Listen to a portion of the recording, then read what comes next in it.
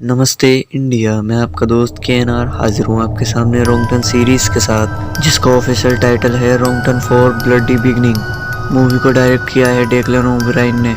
इसकी IMDb rating है 4.6 out of 10। आप न्यू व्यूवर हो, प्लीज़ वीडियो को पूरा देख लेना प्लीज़। जो मेरे चैनल पर न्यू है प्लीज़ चैनल को सब्सक्राइब कर दें एंड बेल आइकन दबाना ना भूलें, ताकि मेरी हर वीडियो की नोटिफिकेशन आप तक पहुंचे फटाफट। दिल थाम के बैठना बिना ज़्यादा वक्त गवाए शुरू करते हैं मूवी एक्सप्लेनेशन। मूवी स्टार्ट होती है 1974, जहां वेस्ट वर्जीनिया का सेनेटोरियम दिखाया जाता है। एंड ये सेनेटोरियम डिफॉर्म लोगों के लिए बनाया गया था।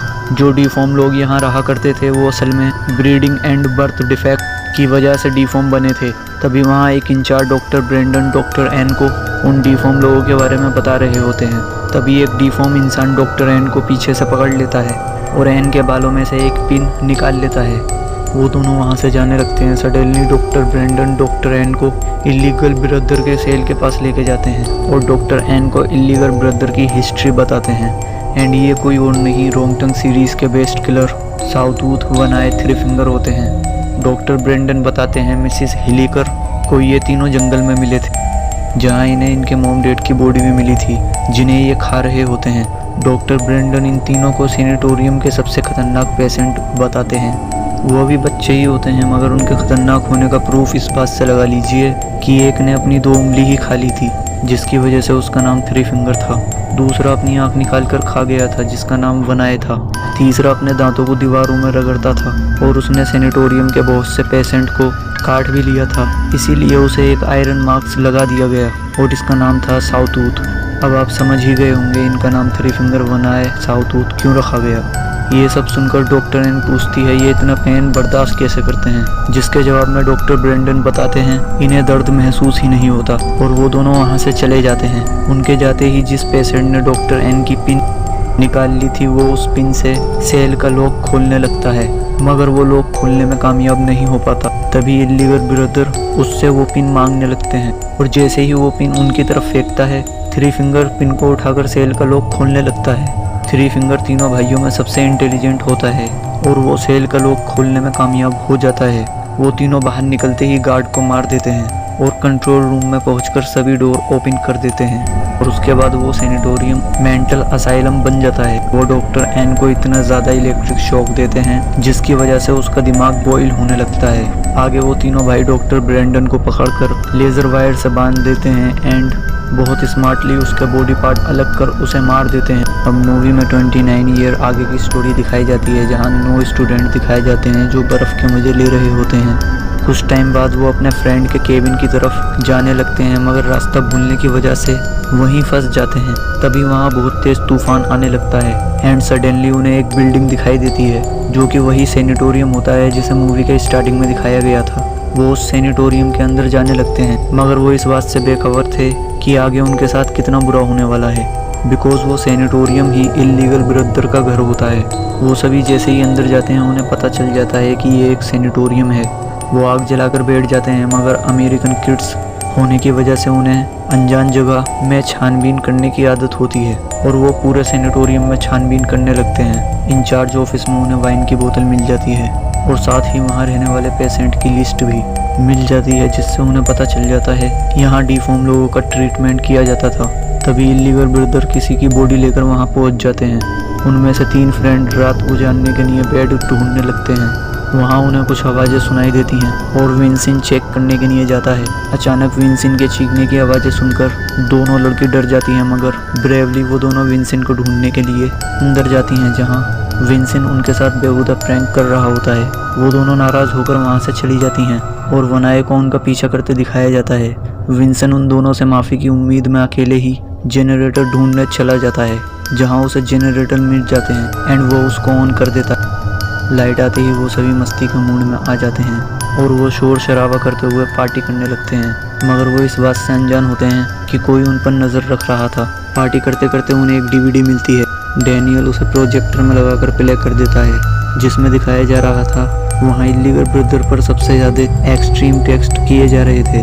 वो फिल्म देखकर लॉरेन कहती है कि उसका भाई इल्लीगल ब्रदर के बारे में बहुत खौफनाक बातें बताया करता था। ये इंसानों को मारकर उनका मांस खा जाया करते थे, मगर कोई भी उसकी बातों पर बिलीव नहीं करता और वो सब सोने के लिए चले जाते हैं। सभी अपने अपने रूम में सो जाते हैं, मगर वेंसिन को नींद नहीं आती और वो टहलने चला जाता है। तभी उसे सामने कोई खड़ा नजर आता है और वो कोई और नहीं उनका फ्रेंड पोर्टर था, जिसके केबिन में ये सभी जाने वाले थे। जैसे ही वेंसिन डोर ओपन करता है, वो देखता है कि पोर्टर मर चुका है, यानी इल्लीगल ब्रदर जिसकी बॉडी साथ लेकर आए थे वो पोर्टर ही था। वेंसिन कुछ समझ पाए इससे पहले ही साउथवुड आयरन रोड को उसके फेस के आर पार कर देता है। सुबह हो जाती है, मगर तूफान न रुकने की वजह से वो अभी भी वहीं फंसे होते हैं। वेंसिन के दिखाई न देने पर जेना सबसे उसके बारे में पूछती है, मगर किसी ने भी उसे नहीं देखा था। वेंसिन के साथ साथ उनका सामान भी वहाँ से गायब होता है और वो सभी सोचते हैं वेंसिन फिर से प्रैंक कर रहा है और सभी उसे ढूंढने लगते हैं। उनमें से 4 फ्रेंड बेसमेंट में चेक करने के लिए जाते हैं, जहाँ उन्हें एक अजीब सा केज मिलता है जहाँ बहुत से औजार रखे होते हैं। कुछ आगे चलने पर उन्हें वो सेल्स मिल जाती हैं जहाँ डिफॉर्म लोगों को रखा जाता था। कुछ दूर और चलने पर वो देखते हैं वहाँ बहुत सा खून लगा होता है, जिसे देख वो और भी परेशान हो जाते हैं। सडनली वो अलग अलग डायरेक्शन में चले जाते हैं। जेना एक किचन में पहुंच जाती है, जहां वो देखती है साउथवुड पोर्टर के छोटे छोटे टुकड़े कर रहा होता है, जिसे देखकर वो वहीं छुप जाती है। तभी वहां थ्री फिंगर आ जाता है और साउथवुड को अपने साथ ले जाता है। उनके जाते ही जेना घबराते हुए वहां से भाग जाती है। वो अपने फ्रेंड्स को सब बताने ही वाली होती है, तभी पोर्टर की जैकेट में कुछ लिपटा हुआ उनके सामने आकर गिरता है। केनिया चेक करने के लिए जाती है। जैसे ही वो जैकेट को खोल के देखती है, उसमें उसे पोर्टर का कटा सर मिलता है। वो सभी डर जाते हैं। सडनली इल्लीगल ब्रदर ऊपर से एक लेजर वायर काली के गले में डालकर उसे ऊपर खींचने लगते हैं, मगर काइल उसके पैर पकड़कर बचाने लगता है, जिसकी वजह से वो खून में लथपथ हो जाता है। बहुत कोशिश के बाद भी वो कार्ली को बचा नहीं पाता और उसका सर धड़ से अलग हो जाता है। ये देख वो सभी घबरा जाते हैं और वहाँ से भागने लगते हैं, मगर उनकी स्नो मोटर्स नहीं चल रही होती because illegal brother spark plug निकाल दिए होते हैं। उन्हें कुछ समझ नहीं आता। तभी लॉरेन, जो एक स्केट चैंपियन होती है, वो डिसाइड करती है कि स्केटिंग करके किसी को मदद के लिए लेकर आएगी। इतनी तूफान में भी वो वहाँ से स्केटिंग करते हुए चली जाती है। उन सभी के पास गर्म कपड़े न होने की वजह से कांपने लगते हैं। वो खुद को इंचार्ज ऑफिस में लॉक करने का प्लान बनाते हैं। सभी भागते हुए ऑफिस में पहुंच जाते हैं एंड डोर लॉक कर देते हैं, मगर उनके पास सेफ्टी के लिए कोई हथियार नहीं होता। तभी उन्हें बेसमेंट में रखे औजारों का ध्यान आता है। कायरा, सेरा एंड डेनियल बेसमेंट में जाते हैं, जहाँ पर थ्री फिंगर उनके पीछे लग जाता है। वो जल्दी से भागकर केज में छुप जाते हैं। जैसे ही थ्री फिंगर वहाँ से जाता है, वो बहुत से औजार लेकर वहाँ से भाग जाते हैं। तभी साउथवुड ड्रिल से होल करके केनिया को पकड़ लेता है, लेकिन ब्रिजेट उसके हाथ पर चाकू से लगातार वार करके केनिया को छुड़ा लेती है। इस सीन पर मूवी सेंसलेस हो जाती है बिकॉज स्टार्टिंग में डॉक्टर ब्रेंडन कहते हैं कि इल्लीगल ब्रदर को दर्द नहीं होता, इसीलिए उन्होंने अपने बॉडी पार्ट को ही खा लिया था। मगर यहाँ ब्रिजेट के 2 बार मारने पर साउथवुड अपना हाथ वापस निकाल लेता है, यानी मर्द को भी दर्द होता है।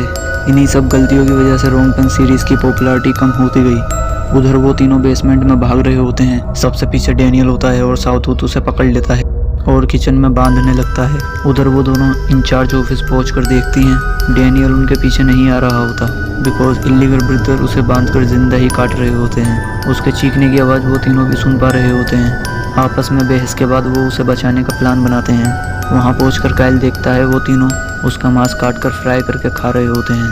यह टॉर्चर डेनियल बर्दाश्त नहीं कर पाता और मर जाता है। डेनियल को मरा देखकर वो तीनों को अपने ट्रैप में फंसाने का प्लान बनाते हैं और उन्हें एक सेल में बंद कर देते हैं। काइल उन्हें जलाने ही वाला होता है, तभी बेवकूफ़ केनिया को इल्लीगल ब्रदर पर तरस आ जाता है बिकॉज उसके अंदर इंसानियत जाग गई थी।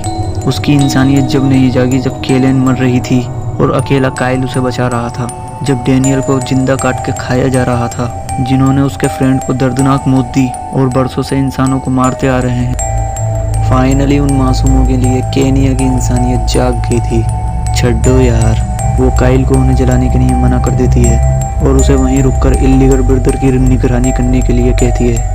ये वही सेल होता है जहां 29 ईयर पहले इल्लीगल ब्रदर रहा करते थे और बदनसीबी से वो पिन भी वहीं होती है जिसकी मदद से पहले सेल ओपन किया था। काइल के सो जाने के बाद थ्री फिंगर फिर से अपनी स्मार्टनेस दिखाता है और उसी पिन से लॉक खोल देता है और बाहर आकर साउथवुड काइल को पकड़ लेता है। केनिया जैसे ही वहाँ चेक करने के लिए आती है, लाइट ऑटोमेटिक ऑफ हो जाती है। वो देखती है वहाँ इल्लीगल ब्रदर और काइल में से कोई नहीं होता। ये बात वो वापस जाकर सबको बताती है। तभी उन्हें दरवाजे पर कोई दिखाई देता है जिसका फेस कम्प्लीटली कवर होता है वो तीनों समझती हैं ये थ्री फिंगर है एंड तीनों उस पर हमला कर देती हैं, जिसकी वजह से वो मारा जाता। जैसे ही वो उसके फेस से मास्क हटाती हैं, तीनों शॉक हो जाती हैं बिकॉज ये काइल था जिसकी इलीगल ब्रदर ने जबान काट दी थी। आई एम श्योर ये सीन देखकर आपको भी गुस्सा आया होगा। याद रखना गाइस, बेवकूफ़ दोस्त से ज़्यादा समझदार दुश्मन फ़ायदेमंद होता है। ये देखकर वो वहाँ से भागने लगती हैं। इलीगल ब्रदर भी उनका पीछा कर रहे होते हैं। भागते भागते वो उन ब्रदर के रूम तक पहुँच जाती हैं, जहाँ उन्हें अपना सामान बिखरा नजर आता है। वो सब अपनी जैकेट पहनकर खिड़की से बाहर निकलने का प्लान बनाती हैं, लेकिन सैनिटोरियम होने की वजह से सभी खिड़कियां लॉक होती हैं। तभी उन्हें वहां एक टूटी खिड़की नजर आती है, मगर खिड़की पर बहुत सी बर्फ जमी होती है। सडनली इलीगल ब्रदर भी वहां पहुंच जाते हैं। थ्री फिंगर दरवाजा खोलने की कोशिश करता है। अब साउथवुड भी दरवाजा खोलने लगता है। उधर सेरा बर्फ से एक रास्ता बनाने में कामयाब हो जाती है। वो तीनों बाहर निकल जाती हैं, मगर जेना वहाँ से निकल नहीं पाती और वहीं फंस जाती है। तभी साउथवुड उसके पीछे से ड्रिल घुसाकर उसे मार देता है। वो तीनों जान बचाकर भाग रहे होते हैं और इलीगल ब्रदर उन्हीं के स्नो मोबाइल्स पे उनका पीछा कर रहे होते हैं। साउथवुड ब्रिजेट को पकड़ लेता है, मगर उसके हमला करने पर वो उसे छोड़ देता है। साउथवुड पेड़ की टहनी से टकराकर नीचे गिर जाता है और वनाए ब्रिजेट पर अपनी स्नो मोबाइल चढ़ा देता है। दूसरी तरफ हमें लोरन दिखाई जाती है, जो ठंड की वजह से मर जाती है। उसका बेड लग ये होता है कि मेन रोड उसके सामने ही था, मगर तूफान की वजह से उसे नजर नहीं आया होगा और वो अपनी हिम्मत हार कर वहीं बैठ गई होगी और ठंड की वजह से मर गई। हालात कैसे भी हों, लेकिन हमें आखिर तक लड़ते रहना चाहिए। इसी का नाम जिंदगी है दोस्तों। अब सिर्फ केनिया और सारा ही बचे थे। केनिया अपनी जान बचाकर भाग रही होती है और वनाए उसका पीछा कर रहा होता है। जैसे ही वो केनिया को पकड़ने वाला होता है, तभी सेरा वनाए पर हमला कर देती है, जिसकी वजह से वो नीचे गिर जाता है और वो दोनों स्नो मोबाइल्स लेकर वहाँ से जाने लगती हैं। वो दोनों बहुत खुश होती हैं बिकॉज अपने प्लान के मुताबिक वो दोनों वनाए से स्नो मोबाइल्स लेने में कामयाब हो जाती हैं। वो अपनी जीत से इतना खुश होती हैं कि सामने लगी लेज़र वायर उन्हें दिखाई नहीं देती और उनका सर धड़ से अलग हो जाता है। लास्ट में थ्री फिंगर उनका सर उठाकर ले जाता है और बॉडी वहीं छोड़ देता है एंड मूवी यहाँ एंड हो जाती है। जीत से पहले खुशी मनाना पागलपन है, जो सेरा और केनिया ने किया और अपनी जान गंवा बैठे। जैसा कि आप लोग पहले से जानते हैं, ये एक फ्रिक्यूल था, मगर ये मूवी फ्रिक्यूल जैसा कोई सेंस नहीं बनाती। इस मूवी में हमें ये तो पता चल गया कि उनके नाम कैसे रखे गए, मगर बाकी के लॉजिक इतने सेंसफुल नहीं थे। तो आप इसे पिछले पार्ट से ना जोड़कर सीरीज़ की न्यू स्टार्टिंग समझे तो ज़्यादा अच्छा रहेगा। ऐसा मैं क्यों बोल रहा हूँ, ये आपको पार्ट 5 में समझ आ जाएगा। शुरू के 3 पार्टों की स्टोरी लॉजिकली आपस में कनेक्ट है। आगे के पार्ट रॉन्ग टर्न ट्रायलॉजी में जोड़कर मत देखना, वरना आपको पूरी सीरीज में कोई सेंस नज़र नहीं आएगा। तो अब नज़र डालते हैं मूवी से जुड़े कुछ इंटरेस्टेड फैक्ट की तरफ। इस मूवी में चौथी बार थ्री फिंगर का रोल कर रहे एक्टर को बदला गया है, यानी चारों पार्ट में 4 अलग लोगों ने थ्री फिंगर का रोल किया है। मूवी में बेंसिन का रोल कर रहे एक्टर ने थ्री फिंगर का रोल किया है। खा गया ना शौक, लग गया ना झटका। इस मूवी को 19 डेज में कंप्लीट कर लिया गया था। मूवी में जो सैनिटोरियम दिखाया गया था वो एक असली सैनिटोरियम है, जो असल में वीरान पड़ा है। ये सीन तो आपको ध्यान ही होगा। इस सीन में डॉक्टर का रोल करने वाले और कोई नहीं, मूवी के राइटर डायरेक्टर डेक्लन ओब्रायन थे और पेशेंट की लिस्ट में दिखाए गए सभी क्रू मेंबर थे। ये फर्स्ट मूवी है जिसमें कोई सर्वाइवर नहीं बचा। जो मेरे चैनल पर न्यू है, प्लीज़ चैनल को सब्सक्राइब कर दें, बेल आइकन दबाना ना भूलें ताकि मेरी हर वीडियो की नोटिफिकेशन आप तक पहुँचे फटाफट।